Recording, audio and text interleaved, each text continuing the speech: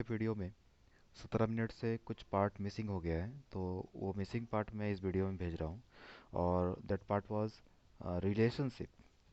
हम लोग डाटाबेस तो पढ़ रहे हैं, बस वो डाटाबेस का मतलब क्या है, RDB means relational database management system. तो हम लोग यहाँ पे रिलेशनशिप्स के बारे में थोड़ा जान लेते हैं। What is relationship?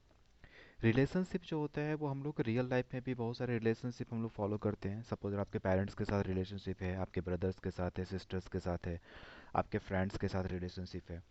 तो रिलेशनशिप का मतलब क्या होता है कि एक दूसरे के साथ लिंक्ड होना, एसोसिएट होना, ताकि आप कुछ भी चीज़ को शेयर कर सकें। तो डाटाबेस में भी रिलेशनशिप का जस्ट मतलब यही है कि एक टेबल किसी दूसरे टेबल के साथ या मोर देन टू टेबल्स के साथ एक लिंक्ड होते हैं, एसोसिएट होते हैं।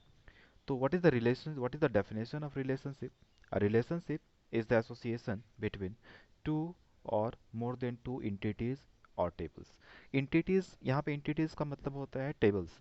सपोज दैट कि अगर आप स्टूडेंट का एक टेबल बनाना चाहते हो, स्टूडेंट का डिटेल रखने के लिए, तो स्टूडेंट्स एक इंटिटी हो गया, क्योंकि इंटिटी का मतलब होता है कि जिसका रिकॉर्ड आप मेंटेन करके रख सकते हो। स्टूडेंट का रिकॉर्ड हम क्या मेंटेन कर सकते हैं? स्टूडेंट का रोल नंबर, स्टूडेंट का नाम, स्टूडेंट का मार्क्स, स्टूडेंट का एड्रेस। तो ये सारे डिटेल्स किसके लिए है? स्टूडेंट्स के लिए। तो स्टूडेंट एक इंटिटी है। उसी तरह टीचर्स के बारे में अगर हम डाटा मेंटेन करते हो, रिकॉर्ड मेंटेन करते हो, तो टीचर भी एक इंटिटी कहलाएंगे। अगर आप एम्प्लॉयज़ का करते हो, बुक्स का करते हो, किसी भी चीज़ का अगर आप रिकॉर्ड मेंटेन करते हो, तो वो आपका एक एंटिटी है। और एंटिटी यहाँ पे टेबल को ही बोला जाता है। Now see this diagram. यहाँ पे हम रिलेशनशिप को एक डायग्राम के थ्रू आपको समझाना चाह रहा हूँ। यहाँ पे देखिए, टीचर एक एंटिटी हो गया, यानी टीचर का एक टेबल है, यहाँ पे एंटिटी बोलेंगे। एक स्टूडेंट्स का एंटिटी है, दोनों के बीच में एक रिलेशनशिप क्रिएट हो रहा है। तो डायग्राम अगर हम जो बनाते हैं, तो डायग्राम में हम लोग रिलेशनशिप्स को डायमंड शेप में दिखाते हैं। इसको डायमंड शेप कहा जाता है। तो टीचर टीचेस स्टूडेंट्स, टीचर क्या करते हैं? टीच स्टूडेंट्स को पढ़ाते हैं। तो टीचर के साथ स्टूडेंट का रिलेशनशिप क्या है? पढ़ाना का, यह पढ़ाते हैं। उसी तरह से एम्प्लॉई वर्क्स कंपनी, एम्प्लॉई का कंपनी के साथ रिलेशनशिप क्या है? कि वो एम्प्लॉई कंपनी में काम करते हैं। तो ये एक रिलेशनशिप को शो किया गया है। इसी चीज़ को अगर हम टेबल में कन्वर्ट करेंगे, तो दिस इज़ द टेबल। अब यहाँ पे हम बात करते हैं कि रिलेशनशिप कैसे क्रिएट करेंगे। रिलेशनशिप बनाने के लिए किस की का ज़रूरत पड़ता है, की हम लोग पढ़ेंगे आगे। तो चलिए स्टार्ट करते हैं। Relationship, how to create relationship between tables. जैसा कि आप यहाँ पे देख सकते हो, यहाँ पे एक टीचर टेबल है जो ऊपर में एंटिटी क्रिएट किया गया था, ये टीचर एंटिटी। टीचर एंटिटी का नीचे एक टेबल बना हुआ है, एक स्टूडेंट एंटिटी का नीचे एक टेबल बनाया गया है। तो यहाँ पे स्टूडेंट टीचर एंटिटी के लिए क्या क्या कॉलम्स हम लोग बनाए हैं? टी आई डी मतलब teacher I D, T name and subject. कुछ टी आई डी यहाँ पे दिए गए हैं, 1, 5, 7, 10। एक नेक्स्ट टेबल है स्टूडेंट। स्टूडेंट का अपना एक आईडी है, एस आई डी, जिसमें S001 है, S002, S003 and S004। Student का नेम है, टी आई डी है और क्लास है। तो आप यहाँ पे देख सकते हो कि फर्स्ट टेबल जो टीचर का है, उसमें देखिए टीचर आईडी है। तो यहाँ पे तीनों कॉलम में ऐसा कौन सा कॉलम है जो यूनिक वैल्यू रख सकता है टीचर्स के लिए? अगर हम टीचर नेम को यूनिक बनाएंगे, दैट मीन कि एक नाम का टीचर दोबारा यूज़ नहीं हो पाएगा। तो ऐसा तो पॉसिबल नहीं होना चाहिए कि यहाँ पे एक नाम का दूसरा होना चाहिए, इसलिए हम लोग टी नेम पे प्राइमरी की यूनिक नहीं बनाएंगे।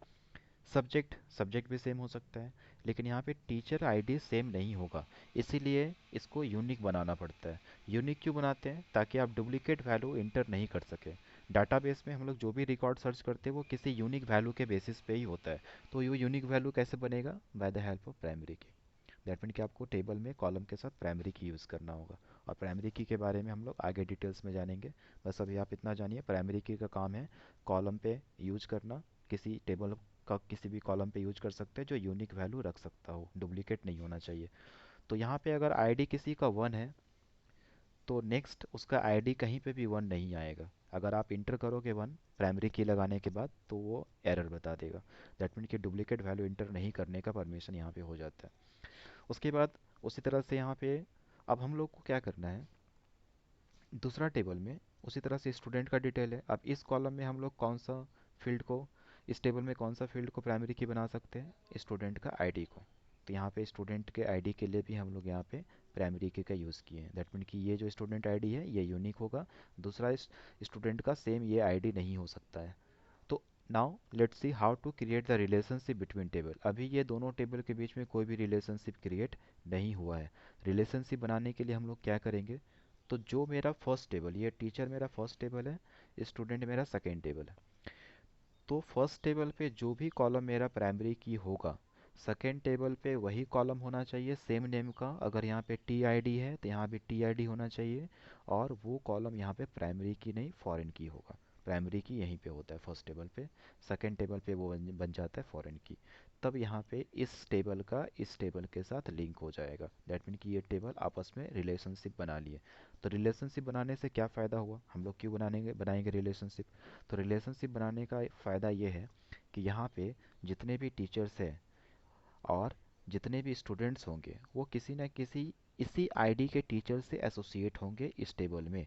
तो यहाँ पे देख सकते हो, यहाँ पे स्टूडेंट S001 के साथ टीचर आईडी 1 है। दैट मीन कि ए सिंह नाम के जो टीचर हैं वो स्टूडेंट आईडी 1 के लिए हैं, यानी कि वो उनको टीच करेंगे, पढ़ाएंगे, जो क्लास 8 के हैं। ये एक्सेप्टेबल हो जाएगा क्योंकि यहाँ पे भी 1 है, तो यहाँ पे 1 ले लेगा।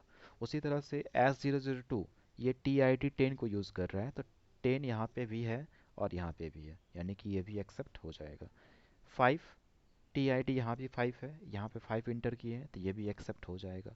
लेकिन यहाँ पे टी आई डी यूज़ किया गया 11, और यहाँ पे भी कहीं पे भी 11 नहीं है। दैट मीन कि अब यहाँ पे बेनिफिट देखिए रिलेशनशिप का।